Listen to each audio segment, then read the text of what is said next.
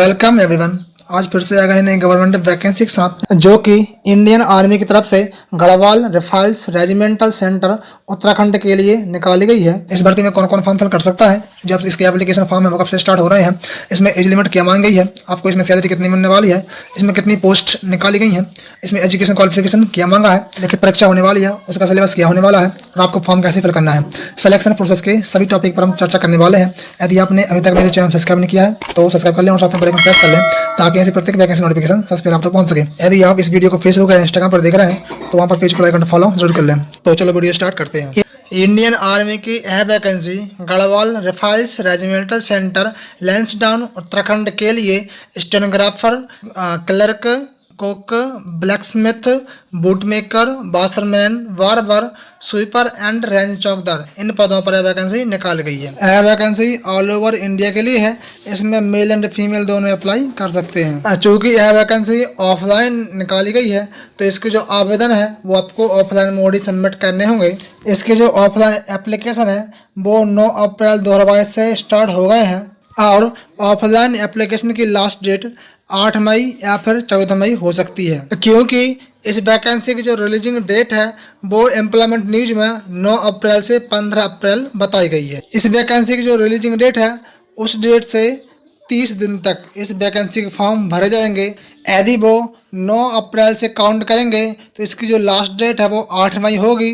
यदि वो 15 अप्रैल से काउंट करेंगे तो इस वैकेंसी की लास्ट डेट 14 मई होगी। तो आप 8 मई को ही लास्ट डेट मानकर ही फॉर्म भरें, वो बेटर रहेगा। इस वैकेंसी के ऑफलाइन एप्लीकेशन फीस की बात करें तो इस वैकेंसी में किसी भी कैटेगरी के लिए किसी भी प्रकार की कोई फीस नहीं रखी गई है। एज लिमिट में देखें तो आपकी जो उम्र सीमा है वो इस वैकेंसी की लास्ट डेट 8 मई 2022 से काउंट की जाएगी, यानी कि गिनी जाएगी। जो जनरल वाले हैं और EWS वाले हैं इनकी उम्र 18 से 25 साल, और जो OBC वाले हैं इनकी उम्र 18 से 28 साल, जो SC/ST वाले हैं इनकी उम्र 18 से 30 साल, और जो फिजिकली हैंडीकैप्ड हैं यानी कि विकलांग हैं इनकी उम्र 18 से 35 साल, और जो एक्स सर्विसमैन वाले हैं इनकी उम्र 50 साल से ज़्यादा नहीं होनी चाहिए।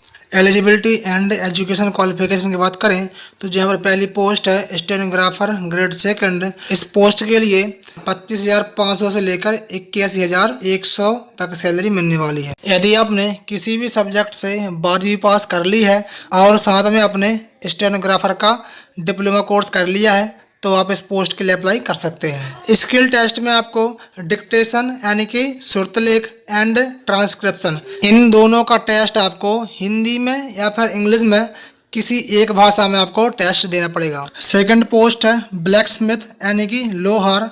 इस पोस्ट के लिए आपको 18,000 से लेकर 56,900 तक सैलरी मिलने वाली है। यदि आपने 10वीं पास कर ली है और 10वीं के साथ साथ आपने ब्लैक स्मिथ ट्रेड से आपने कोई डिप्लोमा कर रखा है या फिर आपने इसी ट्रेड से ITI कर ली है तो आप इस पोस्ट के लिए अप्लाई कर सकते हो। तीसरी पोस्ट है कुक। इस पोस्ट के लिए आपको 19,900 से लेकर 63,200 तक सैलरी मिलने वाली है। यदि आपने 10वीं पास कर ली है और साथ में आपके पास भारतीय खाना पकाने का नॉलेज और निपुणता यानी कि कुशलता है तो आप इस पोस्ट के लिए अप्लाई कर सकते हो। चौथी पोस्ट है बूट मेकर यानी कि मोची। इस पोस्ट के लिए 19,900 से लेकर 63,200 तक सैलरी मिलने वाली है। यदि आपने 10वीं पास कर ली है और आप कैनवास टेक्सटाइल को ढोने में और जो लेदर यानी कि चमड़ा होता है उसको रिपेयर करने में और जो आर्मी के शूज़ होते हैं उनको और जूतों को बनाने वाले इक्विपमेंट को रिप्लेसमेंट करने में सक्षम होने चाहिए, तभी आप इस पोस्ट के लिए अप्लाई कर सकते हो। अर्थात जो मोची काम करता है वह काम आपसे भी करना आना चाहिए। 5वीं पोस्ट है बासरमैन। सॉरी, यहाँ पर एस की जगह ए लिखा गया है।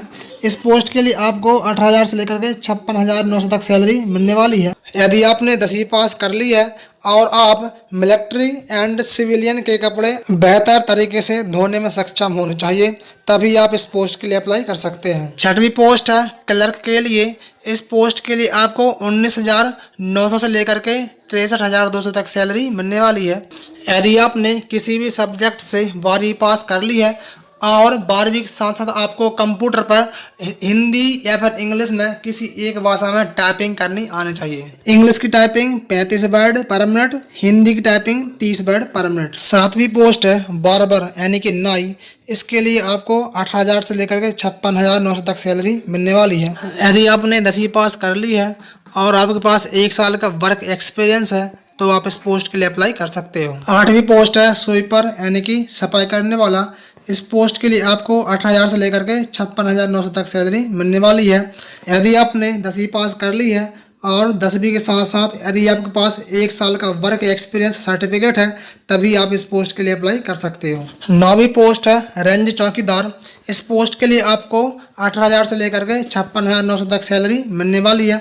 यदि आपने 10वीं पास कर ली है और 10वीं के साथ साथ इसके लिए भी यदि आपके पास 1 साल का वर्क एक्सपीरियंस सर्टिफिकेट है तभी आप इस पोस्ट के लिए अप्लाई कर सकते हो। वैकेंसी टोटल 13 पदों पर निकाली गई है।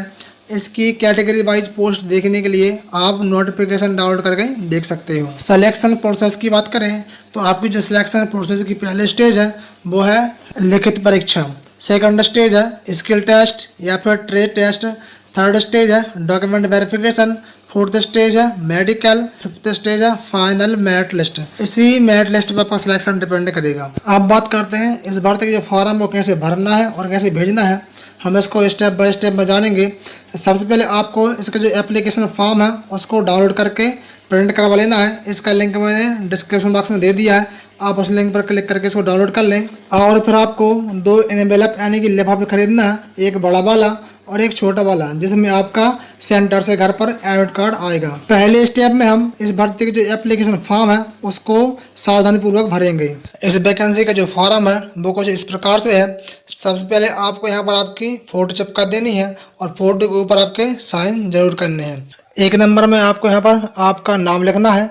आपके नाम को आपको कैपिटल लेटर में ही लिखना है। सेकंड में आपको आपके फादर का नाम लिखना है। 3 नंबर में आपकी पोस्ट का नाम लिखना है, यानी कि आप किस पोस्ट के लिए अप्लाई करना चाहते हैं। 4 नंबर में आपकी डेट ऑफ बर्थ लिखनी है। डेट ऑफ बर्थ में पहले डेट लिखें, फिर मंथ, फिर ईयर लिखना है। 5 नंबर में आपकी एज बतानी है। 29 अप्रैल 2022 को आप कितने दिन के, कितने महीने के, कितने साल के हो गए हैं ये निकाल कर लिखना है। 6 नंबर में आपका जेंडर बताना है कि आप मेल है कि फीमेल है, आप जो भी हैं वो लिख दें। 7 नंबर में बताना है नेशनलिटी, तो आप सभी को यहाँ पर इंडियन लिखना है। 8 नंबर में आपकी कैटेगरी बतानी है कि आप SC ST OBC जो भी है आप यहाँ पर लिख सकते हैं। 9 नंबर में आपका परमानेंट एड्रेस लिखना है, तो आपके एड्रेस में विलेज या सिटी का नाम, पोस्ट का नाम, डिस्ट्रिक्ट का नाम, स्टेट का नाम और पिन कोड जरूर लिखना है। 10 नंबर में आपका प्रेजेंट एड्रेस बताना है। यदि आपके परमानेंट एड्रेस या फिर प्रेजेंट एड्रेस अलग अलग है तो आप अलग अलग लिख सकते हैं। यदि अलग अलग नहीं है तो दोनों जगह आप सेम टू सेम एड्रेस लिख सकते हैं। 11 नंबर बताना है कि आप फिजिकली हैंडीकैप्ड हैं यानी कि विकलांग हैं, तो आप यहाँ पर एस लिख दें। यदि आप नहीं हैं तो आप नो लिख दें। 12 नंबर में आपका मोबाइल नंबर लिखना है। 13 नंबर में आपके यहाँ पर एजुकेशन क्वालिफिकेशन लिखनी है, आपने जो जो कोर्स कर लिए हैं आप वो यहाँ पर लिख सकते हैं। 14 नंबर में यदि आपके पास कोई एक्सपीरियंस है तो आप यहाँ यस लिख दें, यदि नहीं है तो आप यहाँ नो लिख दें। 15 नंबर कॉलम केवल एक्स सर्विसमैन वालों के लिए है, आप इसको छोड़ सकते हैं।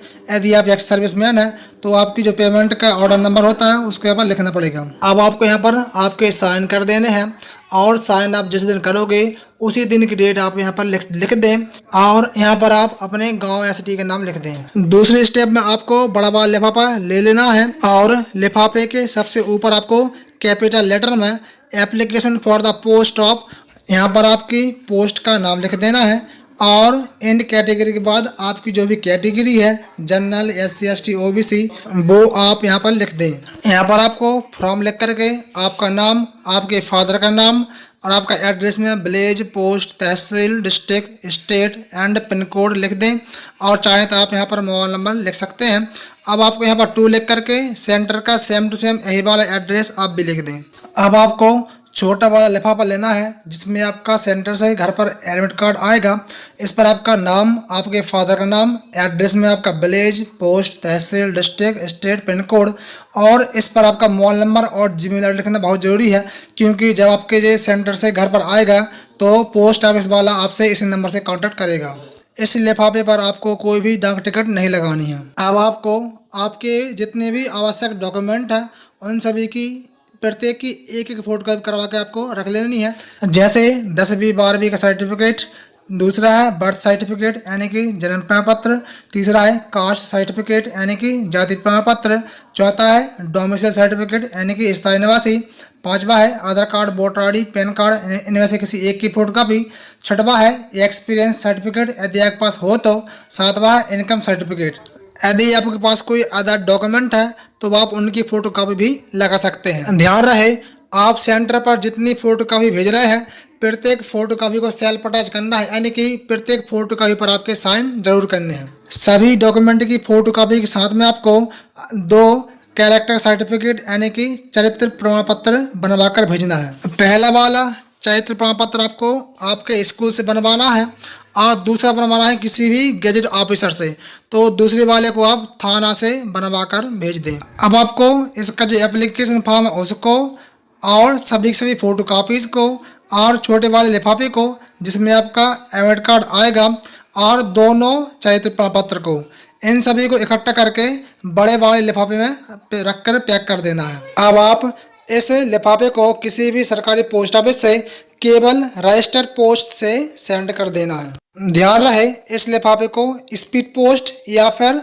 ऑर्डिनरी पोस्ट से बिल्कुल नहीं भेजना है, केवल रजिस्टर्ड पोस्ट से ही भेजना है।